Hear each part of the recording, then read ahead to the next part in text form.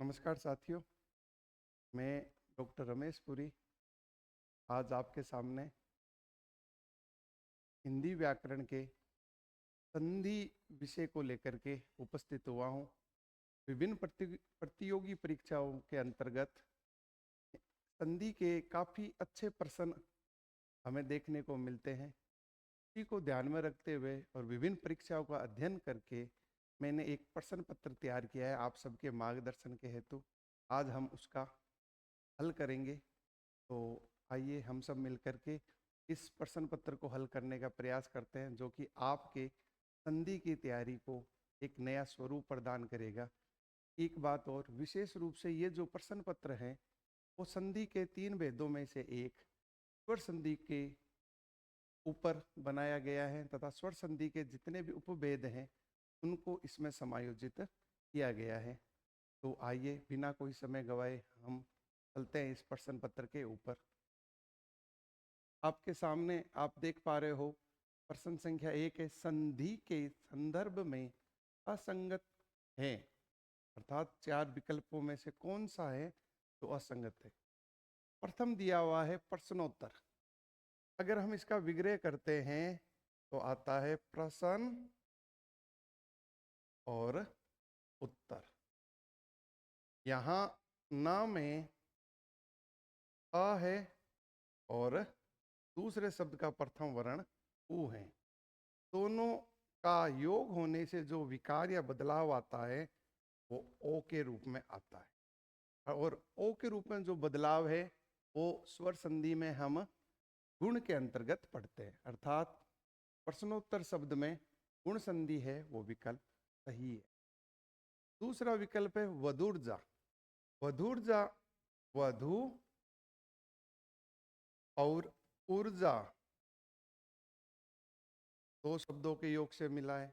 यहाँ वधु में उ है और ऊर्जा का प्रथम शब्द वर्ण उ है। दोनों मिलकर के दीर्घ उ मिलकर के दीर्घ उ का निर्माण करते हैं, अर्थात यहाँ दीर्घ संधि है तो वधूर्जा शब्द में दीर्घ संधि है, ये भी विकल्प संगत है। अगला देवी अर्पण। अगर इसका हम करें तो देवी और अर्पण, देवी और अर्पण। यहाँ देवी में प्रथम शब्द का अंतिम वर्ण ई है तथा दूसरे शब्द का प्रथम वर्ण अ है। क्योंकि अ, ई व ई अपने असमान स्वरों के साथ योग करते हैं तो ई य में बदल जाता है और जो भी स्वर है वो मात्रा के रूप में लगता है। यहाँ य में अमात्रा के रूप में लगा तो देवी अर्पण बना, जो कि यण संधि का उदाहरण है। अगला शब्द है दंतोष्ठ। का विग्रह है दंत और ओष्ठ। यहाँ अ में अ है और ओ है। जब ये औ के साथ मिलता है तो औ का निर्माण करता है, जो कि वृद्धि संधि का एक नियम है। लेकिन जो शब्द है दंतोष्ठ, इसको हम दो तरीके से लिख सकते हैं। एक तो दंतोष्ठ इसी तरह से लिखा जा सकता है, दूसरा दंतोष्ठ इस तरीके से लिखते हैं। ये दोनों जो रूप हैं वो शुद्ध माने गए हैं। और इसके अंतर्गत जो संधि है, जब विग्रह हो रहा है, विग्रह वृद्धि संधि के तहत हो रहा है और निर्माण के तहत दोनों प्रकार के शब्दों को शुद्ध माना गया है, तो दंतोष्ठ में जो संधि होगी वो वृद्धि संधि होगी। क्योंकि यहाँ गुण संधि दी हुई है तो यह संधि के संदर्भ में असंगत कथन है, तो इसका विकल्प द सही होगा। आगे चलते हैं।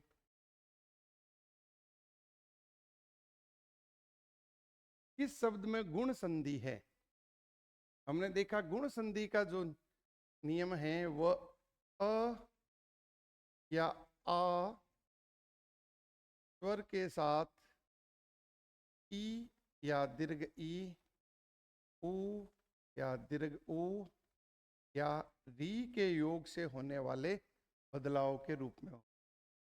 अगर अ व आ के बाद ई व ई आए तो जो बदलाव होगा ए के रूप में होगा, उ व उ आए तो ओ के रूप में होगा, और अ व आ के बाद री स्वर आए तो अर के रूप में। यहाँ प्रथम शब्द देखते हम, सिंधु और उर्मी। यहाँ सिंधु का विग्रह करेंगे तो सिंधु और उर्मी। यहाँ ध में उ है और दीर्घ उ है, दोनों मिलकर के दीर्घ उ का निर्माण करेंगे, और यह दीर्घ संधि का उदाहरण, इसलिए गुण संधि में नहीं है। अगला भारतेंदु।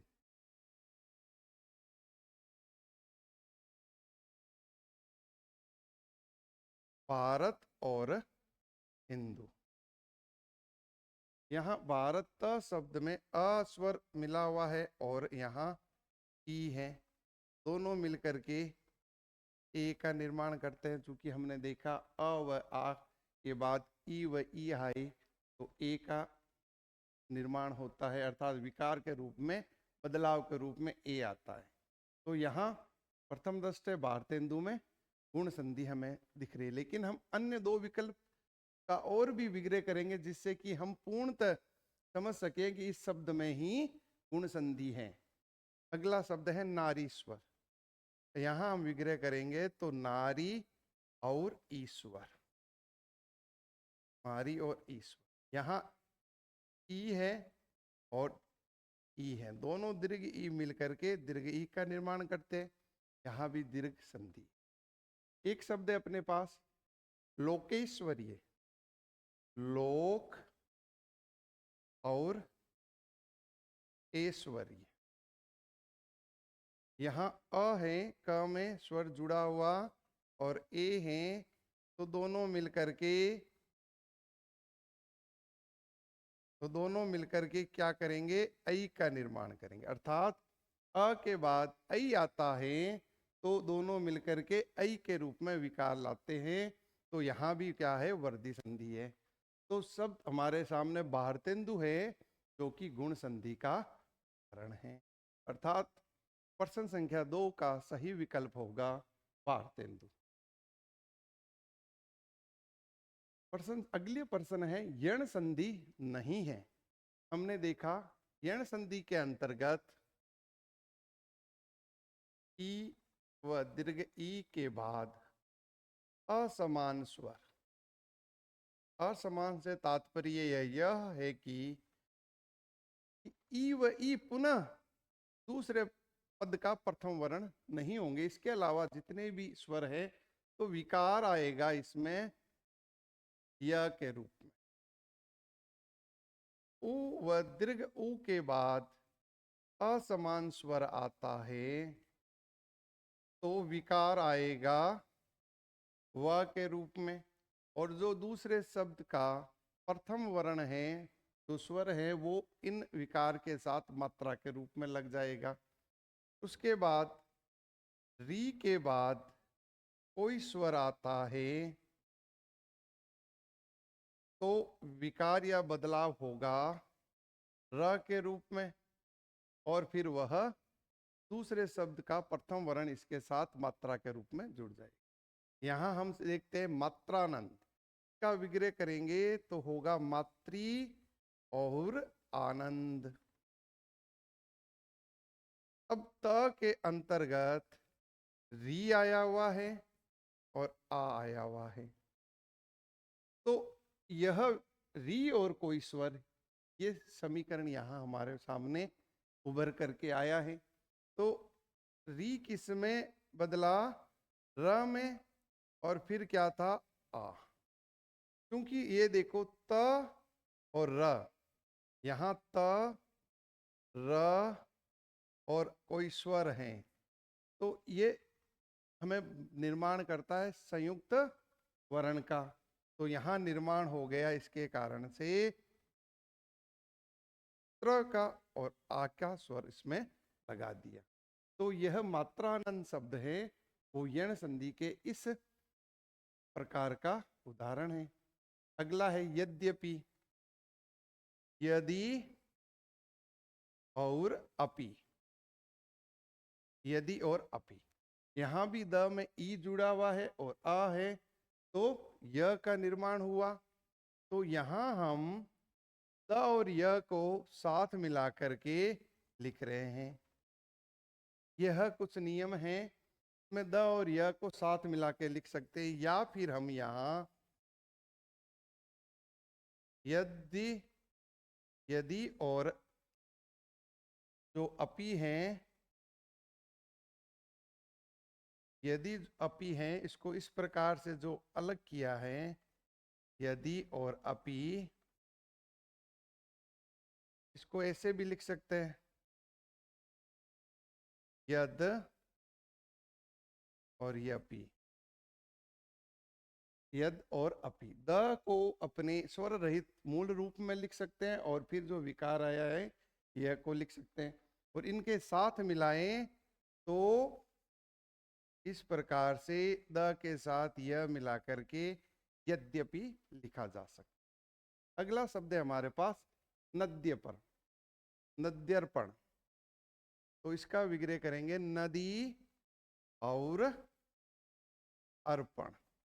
यहां भी द में दीर्घ ई है और फिर अ है, तो दोनों मिलकर के ई य में बदला और अ स्वर के रूप में लगा, तो फिर द और य को संयुक्त रूप में हमने लिख दिया नद्यर्पण।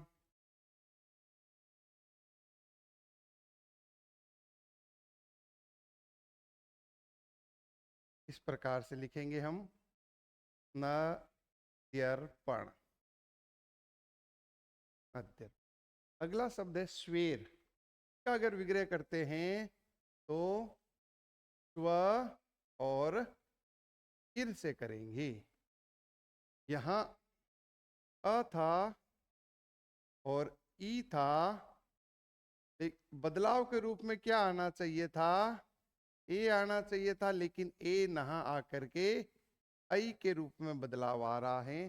तो संधि हम उसे कहते हैं दो वर्णों के मेल से, अर्थात जो दो निर्दिष्ट वर्ण हैं, प्रथम शब्द का अंतिम वर्ण और दूसरे शब्द का प्रथम, उनके मेल से जो विकार आता है, उस विकार के रूप के अनुसार हम संधि मानते हैं।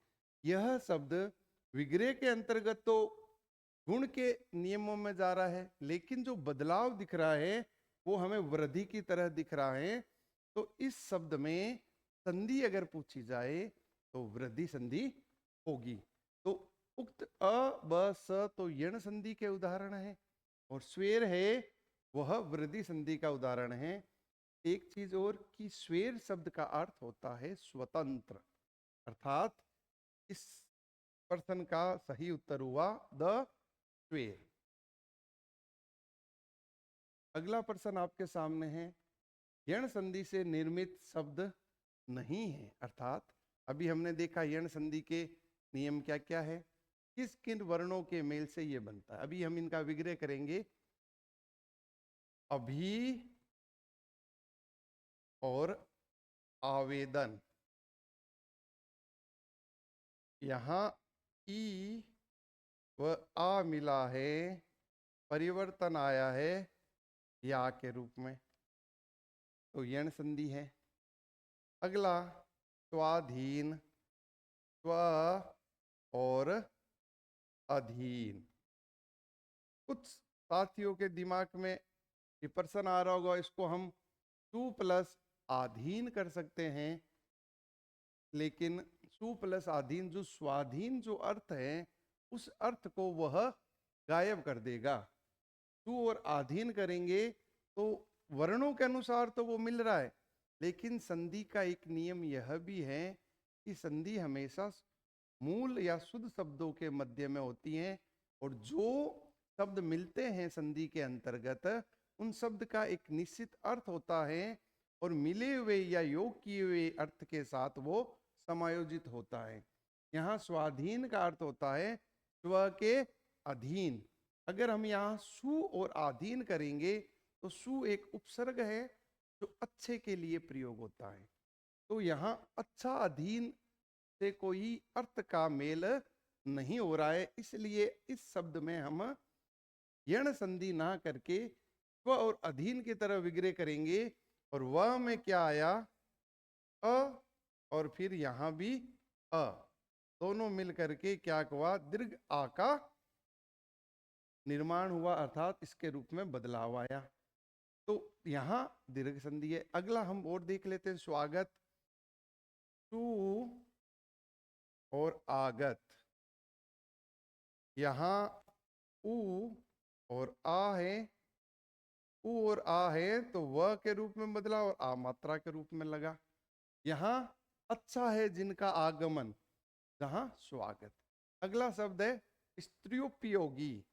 यहां अगर हम विग्रह करेंगे तो स्त्री और उपयोगी। यहां त्र में ई था और फिर उ था, तो यहां से ई लिया फिर उ लिया, तो यह निर्माण हुआ यह के रूप में और फिर मात्रा के रूप में लगा। क्योंकि त्र वर्ण से ई स्वर को हमने अलग कर लिया, तो हमारे पास त्र क्या रह गया, स्वर रहित। तो हमने इसको स्वर रहित लिख दिया। एक बात और कि हिंदी वर्णों के मानकीकरण में यह एक प्रश्न भी आता है, और हम पढ़ते और पढ़ाते आए हैं और समझते भी आए हैं कि यदि कोई वर्ण खड़ी पाई से पहले शुरू होकर पहले ही खत्म होता है, देखो जिस प्रकार हमने लिखा त, अगर इनको स्वर रहित लिखने के लिए दो तरीके होते। एक तो हम हल चिन्ह का प्रयोग कर लेते हैं, दूसरा खड़ी पाई को हटा देते। इस प्रकार से अब ये खड़ी पाई हट गई तो यह स्वर रहित लिखा गया। तो हमने यहाँ त्र को स्वर रहित किया, यू को यम उ की मात्रा लगाई, पयोगी को पयोगी, स्त्रियोपयोगी। अर्थात अब इस प्रश्न का जो सही उत्तर होगा वह है स्वाधीन।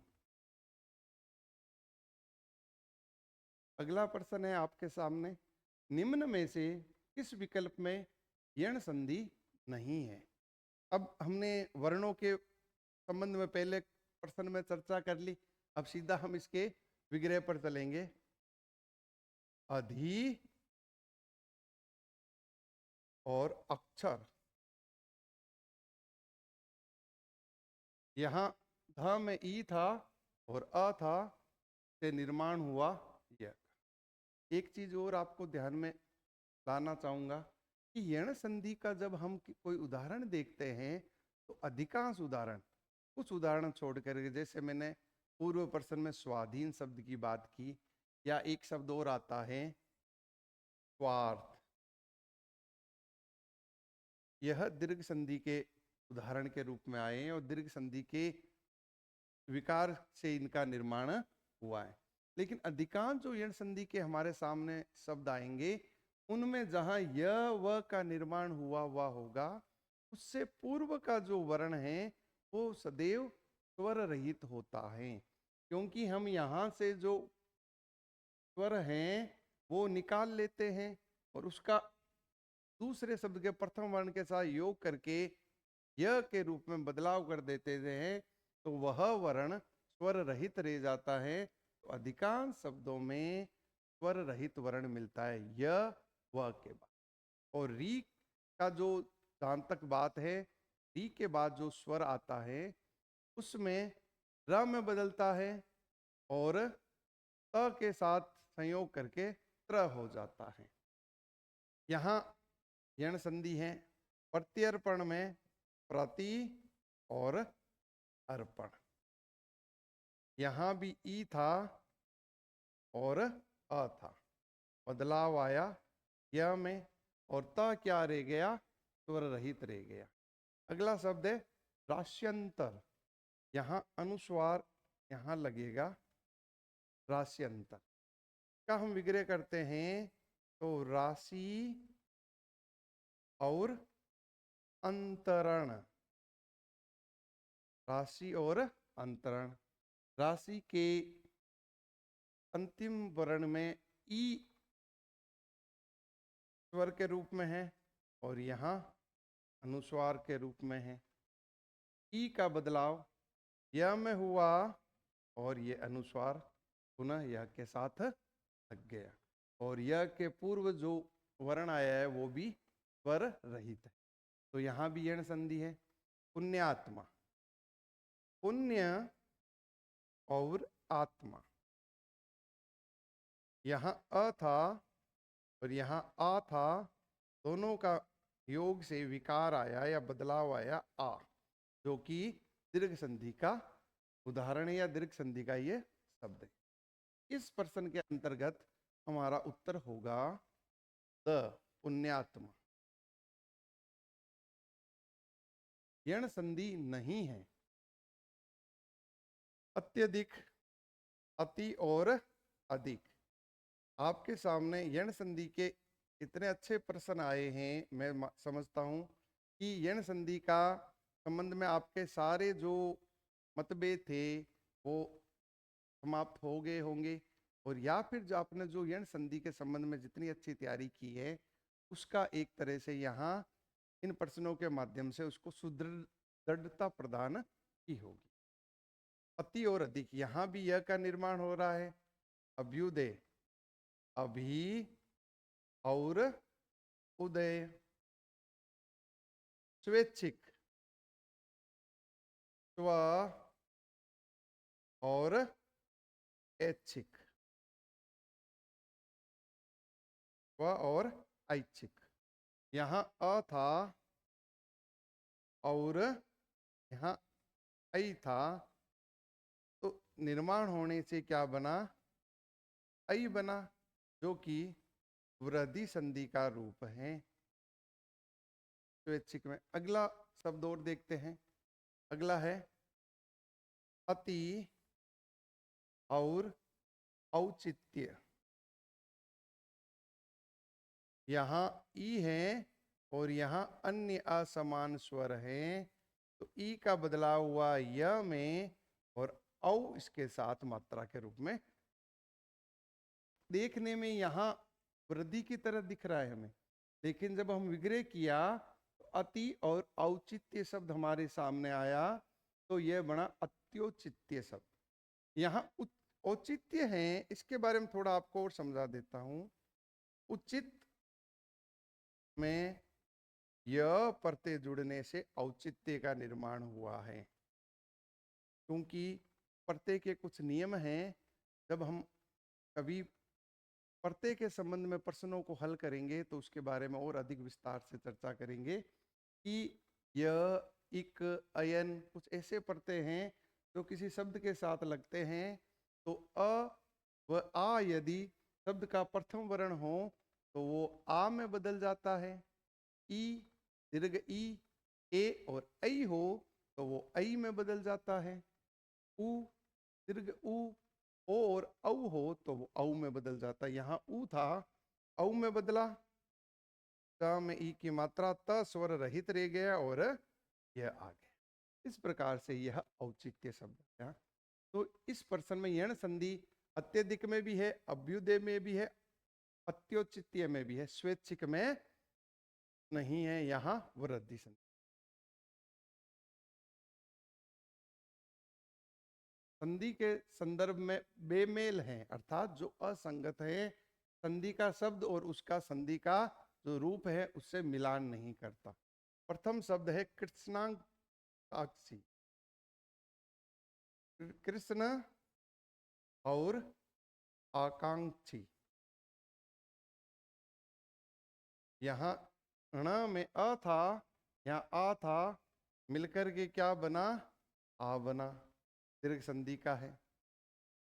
अभिष्ट, अभी और इष्ट, अभी और इष्ट। तो यहाँ ई और ई मिलकर के क्या बना? दीर्घ ई बना। अगला वधुर्जा, वधु और ऊर्जा। यहां भी ऊ और ऊ मिलकर के क्या बना? दीर्घ ऊ बना। यह भी दीर्घ संधि का उदाहरण है।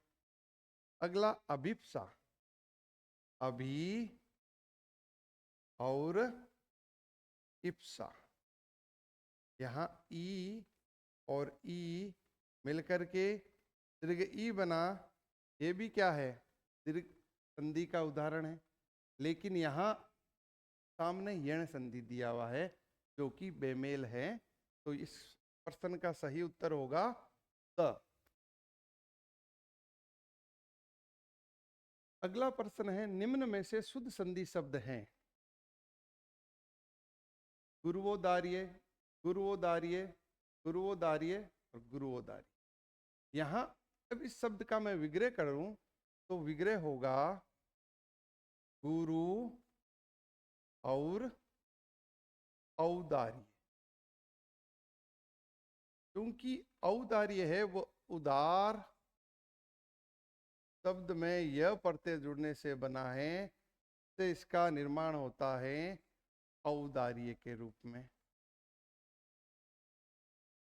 अब गुरु के साथ औदार्य शब्द को लाए तो र में क्या जुड़ा हुआ था, उ था, और यहाँ क्या था, औ था। अर्थात प्रथम शब्द का अंतिम वर्ण उ तथा दूसरे शब्द का प्रथम वर्ण औ था। उ का बदलाव या विकार आया व के रूप में, और फिर हमने इसके साथ औ मात्रा के रूप में जोड़ा। क्योंकि र स्वर रहित था और स्वर रहित र का प्रयोग शिरोरेखा के ऊपर होता है, और जिस वर्ण के पहले इसका उच्चारण किया जाता है उसके ऊपर प्रयोग किया जाता है। तो हम करेंगे गु, अब वो, अब यहाँ र, क्योंकि उच्चारण करते हम गुरुवोदार्य, तो वा के पहले द का र का उच्चारण है, तो वा पर लगाया दा और ये। अब यह सब देखते हैं यहाँ कहाँ है, विकल्प 2 में हमें यह सब दिख रहा है, तो इसका सही उत्तर होगा विकल्प ब।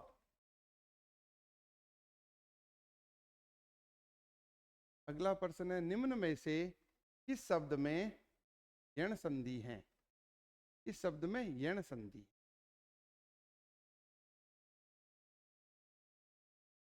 यहाँ विग्रह करते हैं दंत और औष्ठ, दंत और औष्ठ। यहाँ अ और उ, औ,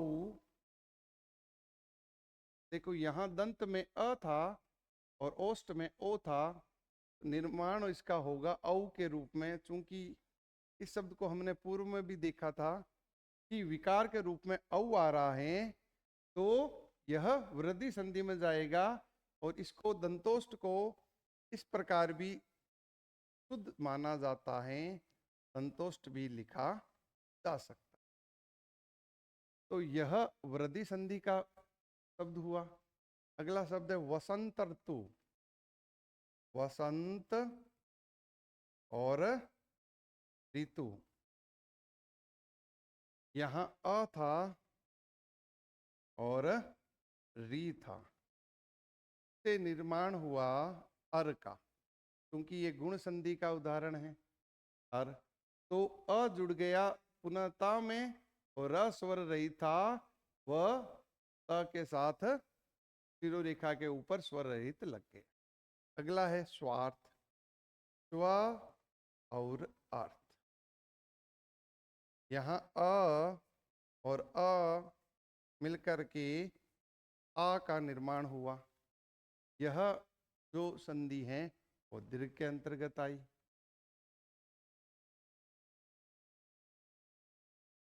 अगला शब्द है मदोन्मत, मद और उन्मत्त।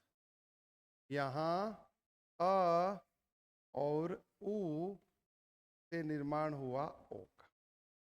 अब अपने चारों शब्दों को देखो, दंतोष्ठ, वृद्धि, वसंत ऋतु, अ और री के बाद अर का निर्माण हुआ, अर वसंत ऋतु।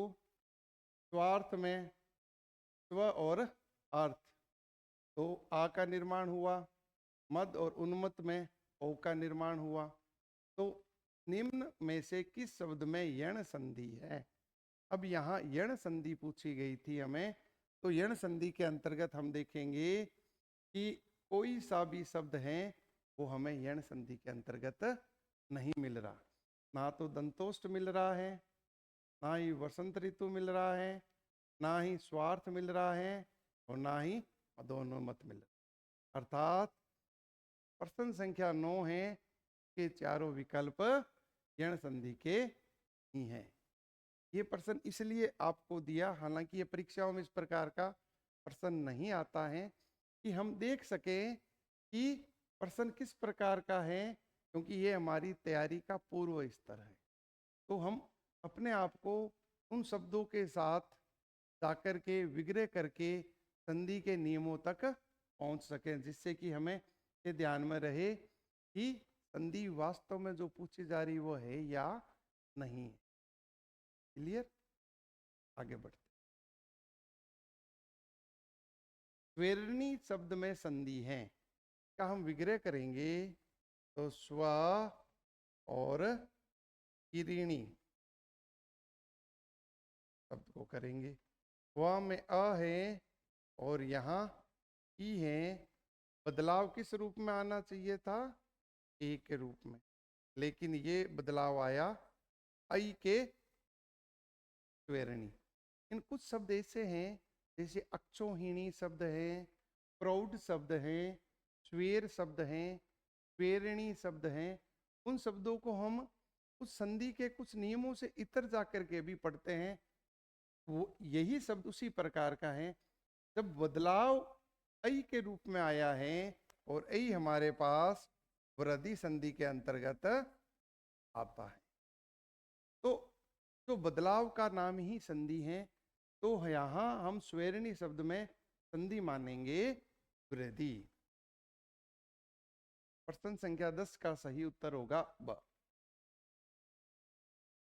निम्न में से गुण संधि का उदाहरण नहीं है। गुण संधि का उदाहरण नहीं। देखो, देवर्षि में देव और ऋषि, यहां अ और री मिला बना क्या? और नरेंद्र, नर और इंद्र में अ और ई मिलकर के क्या बना? ए मातृच्छा। मातृ और इच्छा, यहाँ री और ई से मिलकर के री किस में बदला? र में, और ई इसमें लगेगा मात्रा के रूप में, क्योंकि प्रथम शब्द का अंतिम वर्ण री के बाद त बचा, र त के साथ मिलेगा, संयोग करेगा तो त्र का निर्माण होगा और ई मात्रा के रूप में लगेगा। नवोडा, नव और उड़ा, यहाँ अ और ओ का निर्माण हुआ, क्योंकि देखो ए, अर और ओ का निर्माण जो जिन वर्णों से हो रहा है वो हमारे पास गुण संधि के अंतर्गत आ रहे हैं, लेकिन मातृ और इच्छा में जिन वर्णों से शब्द का निर्माण हुआ वह हमारे पास यण संधि के अंतर्गत आता है। तो 11 नंबर क्वेश्चन का सही विकल्प होगा स। निम्न में से दीर्घ संधि का उदाहरण है। दीर्घ संधि, यहाँ एक और एक, अ और ए मिलकर के आई बना, वर्दी संधि। देव और इंद्र मिलकर के यहाँ अ और ई मिलकर के ए बना, गुण संधि। यहाँ सूर्य और उदय, अ और ओ मिलकर के ओ बना, तो गुण संधि। यहाँ दैत्य और अरि, के रूप में अगर हम विग्रह करते हैं तो यहाँ अ और अ मिलकर के आ बनता है, क्योंकि यह दीर्घ संधि का उदाहरण है। इसके साथ ही मैं एक और बता दूं, यहाँ अगर दैत्य शब्द हैं जो द्वितीय में यह प्रत्यय जुड़ने से बना है। यह प्रत्यय जुड़ने से ई का क्या हो गया, आई का स्वर रहित हो गया और यह आ गया दैत्य। सॉरी, ई की जगह यहाँ अ है, अ प्रत्यय जुड़ने से निर्माण हुआ है। द्वितीय और अ प्रत्यय जब इनके साथ जुड़ा तो बदलाव ई का आई के रूप में गया, त स्वर रहित होकर के ये बना। यहाँ जो हम संधि का नियम देखते हैं, यहाँ संधि का जो नियम हमें यण के रूप में दिखता है, चूंकि ई व अ है से बदलाव आया यह के। लेकिन हम फिर दैत्य को अरि के साथ जोड़ते हैं तो यहाँ जो संधि है वह संधि आई हमारे पास दीर्घ के रूप में। इन चार विकल्पों के आधार पर हम अगर देखें तो दैत्यारी में यण भी है और दीर्घ भी है, इसलिए उचित विकल्प यहाँ होगा द। इस प्रकार के कुछ प्रश्न परीक्षाओं में भी आते हैं जो हमें थोड़ा मानसिक स्तर पर सोचने को विवश करते हैं, तो हमें देरी के साथ इनको सोचना चाहिए। अगला शब्द है महोष्ण। यहाँ कुछ शब्द थोड़ा सही नहीं दिया हुआ, मैं लिख देता हूं। महोष्ण सॉरी, अगर हम इसका विग्रह करते हैं तो महा और उष्ण, यहाँ आ और उ निर्माण हुआ ओ के रूप में, तो यहाँ विकल्प उचित होगा महा और उष्ण। विकल्प स इसका सही उत्तर होगा। अगला शब्द है स्व। यहाँ स्व में औ की दिख रहा है हमें। यदि औ आ रहा है तो हम देखेंगे तो और अ। यहाँ ओ और अ के योग से निर्माण हुआ औ का, औ का और फिर अ इसमें लग गया मात्रा के रूप में। यह अयादि संधि का बहुत ही अच्छा उदाहरण है। तो यहाँ हम देखेंगे स में ओ और अ, विकल्प ब इसका सही उत्तर होगा। किस विकल्प में संधि विच्छेद नहीं है? संधि विच्छेद नहीं है, सही नहीं है। किस विकल्प में संधि विच्छेद सही नहीं है? मातृ और अर्थ, यहाँ री और अ आ रहा है तो मातृ और अर्थ सही विकल्प लग रहा है। भ्रातृ और उपकार, तो यहाँ अगर हम भातृ और उपकार को देखेंगे तो भ्रातृ और उपकार, यहाँ त में से री हटाया फिर उ आया, री का री और उ मिलकर के र का निर्माण हुआ और इसके बाद उ इसके साथ स्वर के रूप में लगेगा, तो यहाँ हम ब्रा, त के साथ र जुड़ेगा तो त्र, उ इसके रूप में आएगा प कार। भ्रातृपकार होता है मूल शब्द, यहाँ भ्रातृपकार कर दिया गया क्योंकि यह संधि विच्छेद में सही नहीं। अगले प्रश्न और देख लेते हैं हम। विकल्प पत्नी और इच्छा जो कि शुद्ध है, धातु और उष्मा यह भी विच्छेद है, वो शुद्ध है। सही उत्तर होगा ब। अगला है निम्न में से किस शब्द में यण संधि नहीं है? विकल्प सु और अस्ति,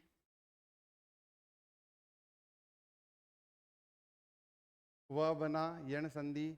मनवंतर, मनु और अंतर, उ और अ मिलकर के वह बना शुद्ध है। गुरुओदन, गुरु और ओदन, गुरु और ओदन यहाँ उ और ओ बन के औ बनना चाहिए था, लेकिन यहाँ ओ बना है। अगला विकल्प और देख लेते हैं। उच्च और उधर्व, यहाँ अ और उ मिलकर के ओ बना है, जो कि सही है। अर्थात इस सब प्रश्न का सही उत्तर होगा स विकल्प, गुरुओदन। निम्न में से अशुद्ध विच्छेद हैं। वार्तालाप, वार्ता और लाप। यहाँ वार्ता और अलाप शब्द होता है, तो यहाँ आ और वार्ता का आ और अ मिलकर के आ बनता है, जो कि दीर्घ संधि का कारण है। धर्म और अधर्म सही विच्छेद हैं। सत्य और नाश, सत्यानाश। इस शब्द को आप देखोगे तो आपको ये लगेगा कि यहाँ फिर य में आ किस प्रकार आया। इस प्रकार के कुछ शब्द हैं, जैसे विश्वामित्र, दीनानाथ, जैसे शब्द हैं वो सत्यानाश की तरह ही बने हुए हैं, क्योंकि यहाँ क्या होता है, दीर्घादेश होता है। यहाँ य में जो अ था वो आ के रूप में आ गया। जैसे दीन और नाथ शब्द को योग करते हैं तो बनता है दीना नाथ। यह दीर्घादेश की तरह है। ऊहा पोह, ऊह और अपो, इसका विग्रह भी शुद्ध है। तो निम्न में से अशुद्ध विच्छेद हैं विकल्प अ। निम्न में से वर्दी संधि का उदाहरण नहीं है। प्र और उड, उड, प्र और उड। यहाँ अ और उ आया, लेकिन विकार आया औ के रूप में। हमने अभी थोड़ी देर पहले चर्चा की, अक्षोहिणी, प्रौढ़ जैसे शब्द हैं, विग्रह तो इनका गुण की तरह हो रहा है, लेकिन विकार औ की तरह आ रहा है, तो यह वर्दी संधि है। अद्रोष्ट, अधर और ओष्ठ, अधर और ओष्ठ। अब इस शब्द को इस प्रकार भी शुद्ध रूप में लिखा जा सकता है, अद्रोष्ट। तो ये दोनों जो शब्द के रूप है दोनों शुद्ध है। यहाँ विग्रह जो हुआ वो भी वृद्धि की तरह हुआ, और विकार में भी वृद्धि की तरह भी लिख सकते हैं, गुण की संधि की तरह भी लिख सकते हैं, लेकिन यहाँ भी ये उदाहरण वृद्धि संधि का है। अगला है वसुधा और एव, वसुधा और एव।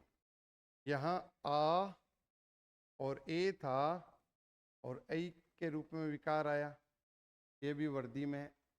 अगला शब्द है देवेश्वरीय, देवी और ऐश्वर्य। क्योंकि ऐश्वर्य शब्द है, ईश्वर में यह प्रत्यय लगने से बना है। यहाँ देवी में ई था और ऐ आया, ई बदला यह में, और ऐ उसकी मात्रा के रूप में लगा दिया गया, और वह है वो स्वर रहित हुआ। देवैश्वर्य शब्द है वो वर्दी संधि का उदाहरण नहीं है, अर्थात इसमें विकल्प द सही हुआ। गवीस शब्द में संधि है। गवीस का विग्रह करते हैं, गो और यहाँ ओ के बाद कोई स्वर आया तो ओ किस में बदला, औ में, और ई लग गया इसके साथ मात्रा के रूप में। यहाँ ग था जो स्वर रहित रहा, ये अ उसमें जुड़ के पूर्ण कर दिया, और वह के साथ ई जुड़ा और आया। तो ओ के साथ अन्य असमान स्वर जुड़ने से जो संधि का जो नियम लागू होता है वो होता है अयादी संधि के रूप में। तो यहाँ गवी शब्द में संधि होगी अयादी, विकल्प स सही हो। गवेषणा, गव और ऐषण, गव और ऐष। अब गव और ऐषणा जो शब्द हैं, यहाँ गवेषणा, सॉरी, यहाँ जो गव शब्द हैं उसकी जगह हम लेंगे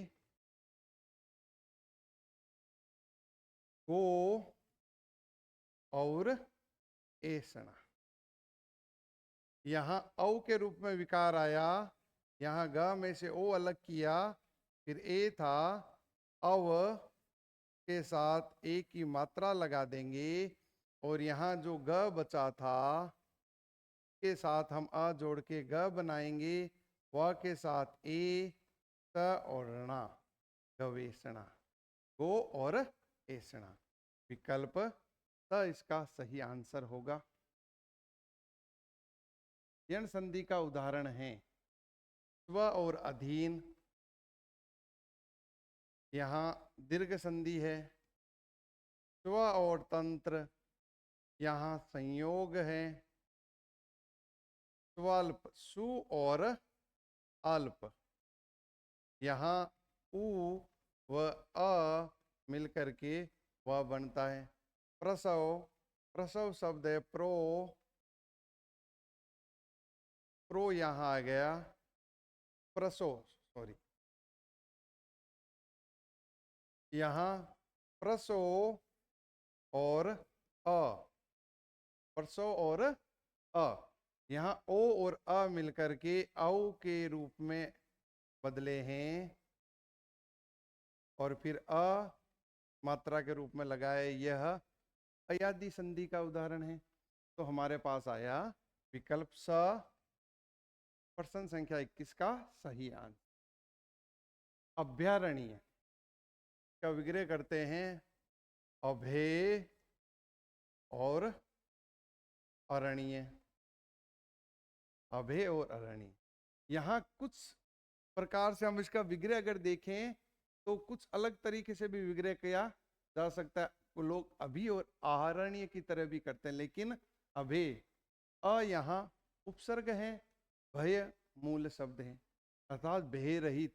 अरण्य मतलब जंगल, अर्थात वह जंगल जो भय रहित हो, जहां पशु पक्षी भय रहित रूप में विचरण कर सके। यहाँ अभय और अरण्य विकल्प द सही आंसर होगा। दीर्घ संधि का उदाहरण नहीं है। द्राक्षावले, द्राक्षा और अवले, यहाँ द्राक्षा कहते हैं अंगूर को, अवले चटनी से इसका अर्थ लिया गया है। यहाँ आ और अ मिलके आ बन रहे हैं, दीर्घ हैं। तर और अचर, यहाँ भी र का अ और अ मिलकर के आ बन रहा है, दीर्घ है। स्व और अभिमान, यहाँ व का अ और अ मिलकर के आ बन रहा है। यहाँ देखने में हमें प्रथम दृष्टया ऐसा लगता है कि यण संधि भी हो सकती है, लेकिन यहाँ यण संधि नहीं है कि उसका जो मूल अर्थ है तो मतलब खुद का स्वयं का अभिमान से। यहाँ गुरुवासन, गुरु और आसन, यहाँ उ और आ मिलकर के का निर्माण किया वा का। यहाँ है यण संधि, अर्थात दीर्घ संधि का उदाहरण गुरुवासन नहीं है। निम्न में से अशुद्ध विकल्प हैं राम और अयन, नारा और अयन, उप और अर्जन, स्व और अधीन। यहाँ नार और अयन होता है, नार और अयन। नार का अर्थ यहाँ लिया गया है जल से और अयन का अर्थ लिया गया है निवास से।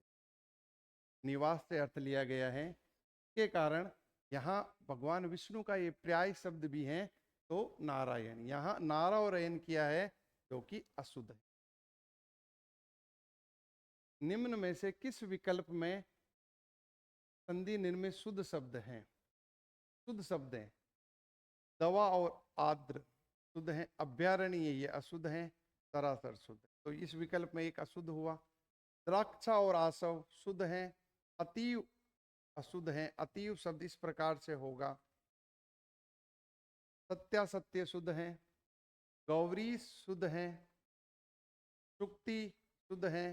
गौरी इसका विग्रह करेंगे तो गौरी और ईस से करेंगे।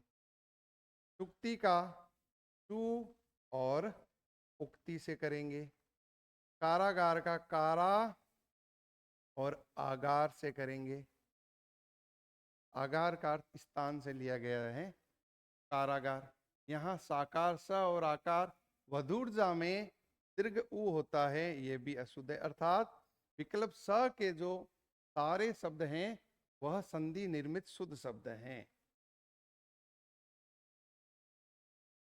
इत्यादि का संधि विच्छेद होगा इति और आदि। यहां भी यण संधि है, इति और आदि। विकल्प ब इसका सही आंसर है। निम्न में से किस विकल्प में सभी अयादि संधि के शब्द हैं? यहाँ नायक ने और अक, ते और अन, गुरुवासन यहाँ यण संधि का है। भो और उक, विजय और ई, ज्ञानोषधि यहाँ ज्ञानोषधि शब्द होता है। ज्ञान, इसको ज्ञान कहते हैं मूलतः उच्चारण में, और औषधि, यहाँ अ और औ मिलकर के औ बना है वर्दी संधि। तो यह विकल्प सही नहीं है, यह भी सही नहीं है। धावक दो और अक यण संधि का है। तव की हमने अभी चर्चा की, तो और अ। विधायक, विधेय और अक, यहाँ सभी विकल्प अयादि के। यहाँ गवीस, गो और ईस, महोदय जो शब्द हैं यह भी अयादि संधि का नहीं है। तो विकल्प स इसका सही आंसर हुआ 27 नंबर प्रश्न का। अगला प्रश्न, निम्न में से अशुद्ध विकल्प हैं। यहाँ देखो दशा, 10 और ऋण, 10 और ऋण, अ और री मिलकर के क्या बनना चाहिए था? अ और री अर। क्योंकि त जो स्वर रहित हुआ उसके साथ अ मिला तो पुनः 10 बनना चाहिए था, लेकिन यहाँ दसारण आ रहा है र यण पर। ये शब्द में दीर्घादेश हुआ है स के ऊपर। यह मूलतः अपवाद के रूप में पूछे जाने वाला शब्द है। अगला शब्द है सुख और आर्थ, यहाँ दीर्घ संधि है। दीन और अनाथ, अभी मैंने आपको पूर्व के प्रश्न में बताया था, इसका विग्रह होगा दीन और नाथ। यहाँ भी क्या होता है? दीर्घादेश होता है। तो यह सारंग, सार और अंग बनना चाहिए था सारांग, लेकिन यहाँ इस शब्द में ऋस्वी आदेश हुआ है, अर्थात आ का अ हुआ है, जिससे कि इस मूल अर्थ में हम आ सकते हैं। ये कुछ शब्द ऐसे हैं जिनको आपको भली भांति ध्यान रखने की आवश्यकता है। तो इस शब्द प्रश्न का सही उत्तर होगा विकल्प स। निम्न में से किसमें वृद्धि संधि नहीं है? वृद्धि संधि नहीं है। प्रोढ़ में है, स्वेर में है, एक और एक में है, जात्यक्य। ये शब्द बना है जाति और ऐक्य से।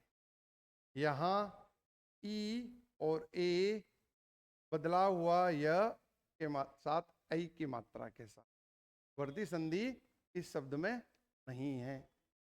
अगला प्रश्न, अन्वेषण, अनु और इक्षण, उ और ई। तो ये अन्वीक्षण शब्द का होता है, ये अन्वीक्षण। यहाँ इसका निर्माण होगा तो अन्वीक्षण शब्द बनेगा। और अन्वेक्षण है तो यहाँ अनु और ऐषण, अनु और ऐषण से यहाँ उ और सॉरी अनु और ऐषण, उ और ए। यहाँ ए था, यहाँ अनु और ऐषण शब्द आएगा। ए उ बना व के साथ और ए उसमें लगा मात्रा में, तो अन व में एक की मात्रा और स और न, अन्वेषण। अनु और ऐषण, यहाँ विकल्प मिला है अनु और ऐषण। विकल्प स इसका सही उत्तर होगा। एक अन्वीक्षण शब्द भी इसी तरह का शब्द है, आप तो ध्यान दे सकते हो। निम्न में से यण संधि युक्त शब्द नहीं है। नद्यर्पण हमने चर्चा की, यण संधि युक्त है। मत्योदार्य, मति और औदार्य, मति और औदार्य, ई और औ मिलके यह बना, यह में औ की मात्रा रही तो मति और औदार्य। अगला है स्वेच्छा, स्व और इच्छा से मिलके ये शब्द बना है। अ और ई मिलकर के ए बनता है, और अध्यक्ष अधि और अक्ष से मिलकर के ये शब्द बना है। यहाँ ई और अ मिलकर के यह बना तो ये शब्द अध्यक्ष हुआ। तो यहाँ यण संधि का जो उदाहरण है वह विकल्प स नहीं है, यह गुण संधि का उदाहरण है।